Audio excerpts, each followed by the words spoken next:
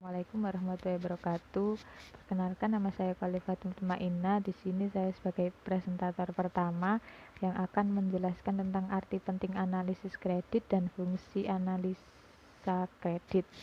Yang pertama yaitu arti penting analisis kredit. Analisis kredit adalah kajian yang dilakukan untuk mengetahui kelayakan dari suatu permohonan kredit. Sementara seorang analis kredit bertugas untuk menganalisa data pinjaman dan pernyataan keuangan perorangan atau perusahaan untuk menentukan tingkat risiko mereka yang berkaitan dengan perpanjangan kredit atau peminjaman uang. Seseorang analis kredit juga menyiapkan laporan untuk informasi kredit untuk digunakan dalam pengambilan keputusan. Setiap perusahaan yang akan memberikan kredit kepada calon debitur harus melakukan analisis kredit agar mendapatkan keyakinan atas calon nasabah. Misalnya berkenaan dengan kemampuan dan kemauan untuk memenuhi kewajibannya setelah mendapatkan kredit selanjutnya. Analisis kredit secara langsung akan memberikan keringanan manajemen dalam pengelolaan keuangan atas piutang yang terjadi. Menurut konsep manajemen keuangan, ketika perusahaan sedang memeriksa aspek-aspek yang dimiliki atau melekat pada debitur, sebaiknya mengukur kemampuan debitur dalam mengembalikan piutang usaha. Kedua yaitu fungsi analisis kredit sebagai dasar bagi bank dalam menentukan suku bunga pinjaman dan jaminan yang harus dipenuhi oleh pelanggan. Sarana untuk pengendalian risiko yang akan dihadapi bank, persyaratan dan fasilitas kredit untuk struktur, jumlah kredit, periode kredit, tujuan kredit, dan lain-lain. Sebagai pertimbangan bagi pemimpin atau direktur bank dalam proses pengambilan keputusan. Sebagai alat informasi diperlukan untuk evaluasi kredit. Mungkin itu saja yang bisa saya sampaikan, kurang lebihnya saya mohon maaf. Assalamualaikum warahmatullahi wabarakatuh. Assalamualaikum warahmatullahi wabarakatuh. Perkenalkan, nama saya Erika Febri Ayu, NIM 135.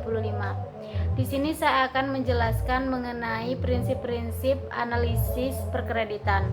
Baik, langsung saja kepada pembahasan. Untuk menganalisa kelayakan kredit yang diajukan calon debitur, tahap selanjutnya adalah pengamatan dan penelitian yang didasarkan pada prinsip 5C. Prinsip 5C tersebut meliputi hal-hal berikut ini, yaitu yang pertama, karakter merupakan keadaan watak dari nasabah baik dalam kehidupan pribadi maupun dalam lingkungan usaha. Kegunaan dari penilaian terhadap karakter ini adalah untuk mengetahui sampai sejauh mana kemauan debitur untuk memenuhi kewajibannya sesuai dengan perjanjian yang telah ditetapkan. Lalu yang kedua ada kapital. Kapital ini merupakan jumlah dana atau modal sendiri yang dimiliki oleh calon debitur. Semakin besar modal sendiri dalam perusahaan, maka semakin tinggi kesungguhan calon debitur dalam menjalankan usahanya, dan pihak pemberi pinjaman akan merasa lebih yakin dan memberikan kredit. Modal sendiri juga diperlukan sebagai alat kesungguhan dan tanggung jawab debitur dalam menjalankan usahanya, karena debitur ikut serta menanggung resiko terhadap gagalnya usaha. Lalu yang ketiga ada capacity. Capacity merupakan kemampuan yang dimiliki calon debitur dalam menjalankan usaha guna memperoleh laba yang diharapkan. Kegunaan dari penilaian ini adalah untuk mengetahui sampai sejauh mana calon debitur mampu untuk mengembalikan atau melunasi utang-utangnya secara tepat waktu dari usaha yang diperolehnya. Lalu yang keempat ada condition, yaitu situasi dan kondisi politik, sosial, ekonomi maupun budaya yang mempengaruhi keadaan perekonomian yang dapat mempengaruhi kelancaran usaha calon debitur. Lalu yang terakhir adalah kolateral, merupakan barang-barang yang diserahkan oleh debitur sebagai agunan terhadap kredit yang diterimanya. Kolateral tersebut harus dinilai oleh pihak pemberi pinjaman untuk mengetahui sejauh mana resiko kewajiban finansial debitur. Pada hakikatnya, bentuk kolateral tidak hanya berbentuk kebendaan, tetapi juga kolateral yang tidak berwujud seperti jaminan pribadi, letter of guarantee, letter of Comfort, rekomendasi, dan Avalis. Baik, mungkin begitu saja yang dapat saya sampaikan. Kurang lebihnya mohon maaf, saya kembalikan kepada moderator. Baik, assalamualaikum warahmatullahi wabarakatuh. Nah, di sini saya akan sedikit membahas tentang macam-macam kredit, di mana dalam dunia kredit di sini khususnya pada perbankan memiliki berbagai macam kredit. Di antaranya itu penentuan macam-macam kredit di sini diklarifikasikan. Yang pertama yaitu kredit berdasarkan kelembagaan, di mana kredit berdasarkan kelembagaan di sini ada 4. Yang pertama kredit perbankan, di mana di sini adalah kredit yang diberikan kepada masyarakat oleh bank, baik bank negara ataupun swasta untuk kegiatan usaha atau konsumsi.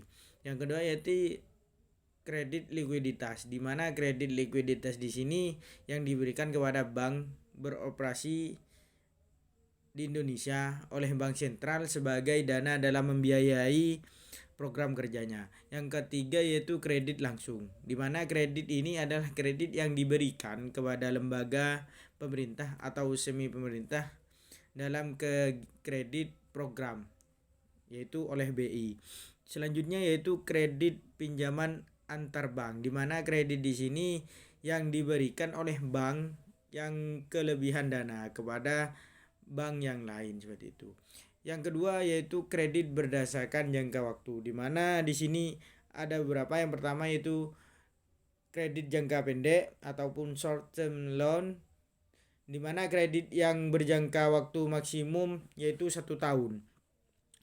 Dan bentuknya itu berupa kredit di rekening koran. Jadi kredit ini berbentuk dalam rekening koran, rekening kredit penjualan, kredit wesel, dan juga kredit pembeli serta kredit modal kerja. Juga pembiayaannya ada kredit jangka waktu menengah.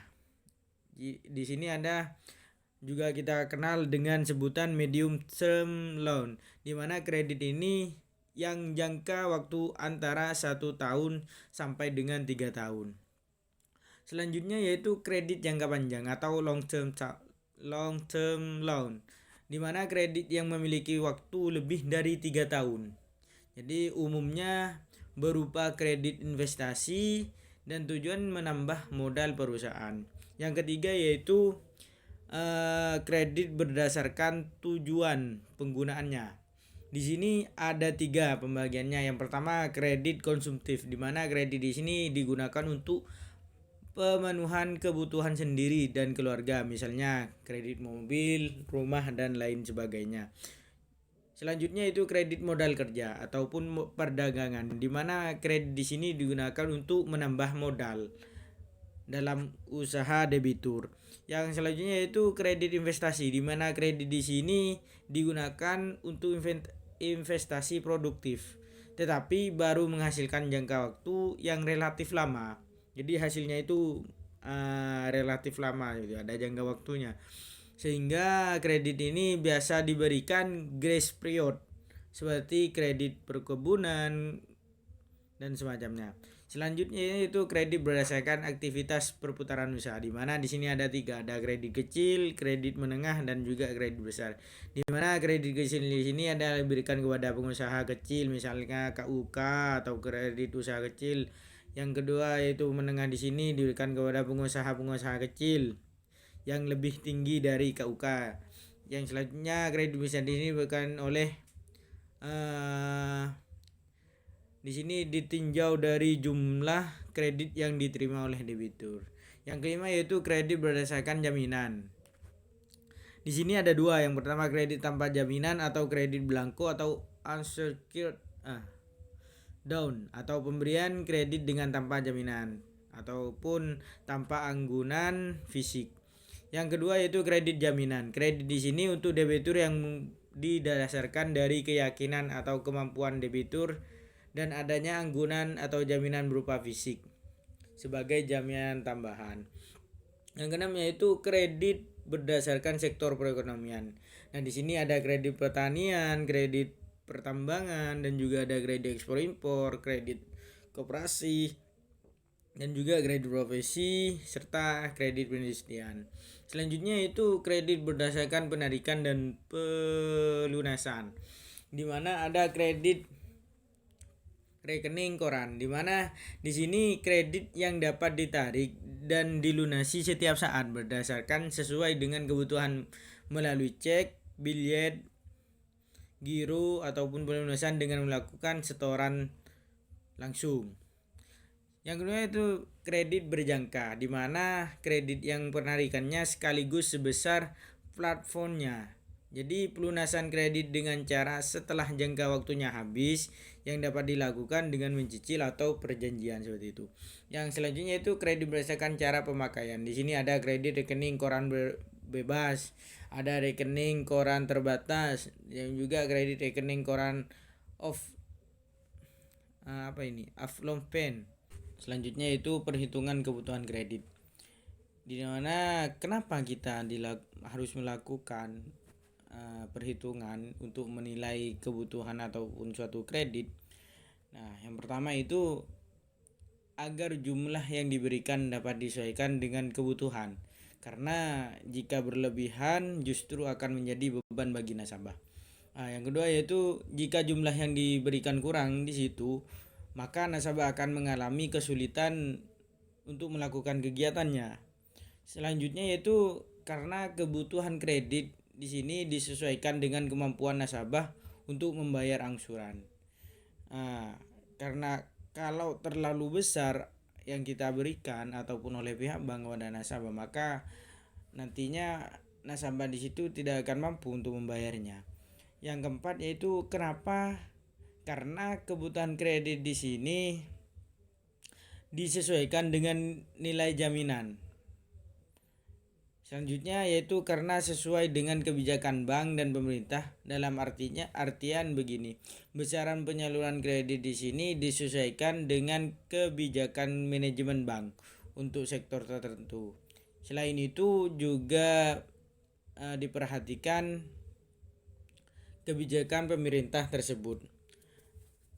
Menurut Kashmir, untuk menentukan jumlah kredit yang sebenarnya dapat dilakukan dengan berbagai cara. Di antaranya itu dengan nilai jaminan. Ya. Jadi nilai jaminan tersebut yang diberikan nasabah untuk memperoleh kredit, misalnya jaminannya berupa tanah dan rumah, maka yang ditunjukkan di situ ada sertifikatnya. Nah, dari disitulah dapat diukur berapa nantinya jumlah yang akan diberikan. Yang kedua yaitu penghasilan nasabah ataupun nasabah di situ mempunyai gaji. Nah, khusus bagi karyawan di sini yang mengajukan kredit, maka kredit yang diberikan dinilai dari angsuran yang menjadi beban nasabah, dan angsuran tersebut tidak boleh lebih dari 30% dari gajinya. Yang selanjutnya yaitu berdasarkan jumlah biaya yang akan dikeluarkan nasabah untuk pembiayaan usahanya. Juga dapat menentukan yang akan dibiayai oleh pihak nasabah dan bank, agar nasabah juga merasa bertanggung jawab terhadap hal tersebut. Yang keempat yaitu diadakannya. Assalamualaikum warahmatullahi wabarakatuh. Nama Nancy Dusa Putri dari kelompok 10 analisis laporan keuangan akan menjelaskan tentang analisis kredit. Analisis kredit dapat dilakukan dengan berbagai alat analisis. Dalam praktiknya terdapat beberapa alat analisis yang dapat digunakan menentukan kelayakan suatu kredit, yaitu antara lain yang pertama, analisis kredit dengan 5 terdiri dari yang berkarakter kepribadian watak dari debitur untuk mendapatkan kredit atau kejujuran motivasi usaha. Yang kedua, capacity atau kemampuan, melihat kemampuan nasabah dalam membayar kredit. Yang ketiga, kapital atau modal, menilai kemampuan debitur dalam melaksanakan kegiatan usaha dan mengembalikannya. Yang keempat, kolateral atau jaminan, harus disediakan sebagai pertanggungjawaban jika debitur tidak dapat melunasi kreditnya. Yang keenam, condition of economic atau kondisi ekonomi, keadaan ekonomi suatu negara secara menyeluruh. Yang kedua itu analisis kredit dengan 7 P, terdiri dari yang pertama, personality penilaian mengenai kepribadian yang dimiliki si peminjam. Yang kedua, purpose, penilaian mengenai tujuan atau keperluan dalam penggunaan kredit. Yang ketiga, payment, penilaian tentang cara pembayaran kredit oleh nasabah. Yang keempat, party, penggolongan dalam penyaluran kredit yang akan diberikan dalam skala usaha, wilayah, sektor usaha. Yang kelima, prospek, harapan usaha di masa yang akan datang dari calon debitur. Penilaian tentang keuntungan yang akan diperoleh bagi kedua belah pihak. Yang ketujuh, protektor, perlindungan terhadap objek kredit yang dibiayai. Yang ketiga itu ada analisis kredit dengan studi kelayakan yang terdiri dari yang pertama aspek hukum, penilaian atas kelengkapan surat atau dokumen lainnya yang dimiliki si debitur. Yang kedua, aspek pasar dan pemasaran, penilaian. Yang ketiga, aspek keuangan, penilaian atas sumber dana yang akan diperoleh untuk membiayai usaha. Yang keempat, aspek teknis atau operasi, penilaian atas penentuan lokasi usaha, teknologi, dan metode yang digunakan. Yang kelima, aspek sosial, penilaian atas dampak ekonomi dan sosial bagi kehadiran usaha yang dibiayai. Yang keenam itu aspek organisasi dan manajemen, penilaian atas struktur organisasi yang dimiliki. Yang ketujuh, aspek AMDAL, penilaian atas dampak usaha yang akan ditimbulkan terhadap lingkungannya. Untuk menilai suatu kelayakan kredit, biasanya bank menilai dari laporan keuangan, laba rugi, perubahan modal, dan neraca. Di dalam laporan keuangan tersebut akan melihat rasio keuangan. Analisis laporan keuangan yang biasa dinilai oleh bank yaitu antara lain analisis likuiditas atau yang terdiri dari keadaan rasio, quick ratio, dan inventory to working capital. Yang kedua itu analisis leverage yang terdiri dari debt ratio, debt to equity ratio, and long term debt to equity ratio. Yang ketiga, analisis activities yang terdiri dari receivable turnover, fixed asset turnover, and working capital turnover. Yang keempat, analisis rentabilitas, profit margin yang terdiri dari profit margin dan return of investment. Sekian dari saya, kurang lebihnya mohon maaf. Wassalamualaikum warahmatullahi wabarakatuh.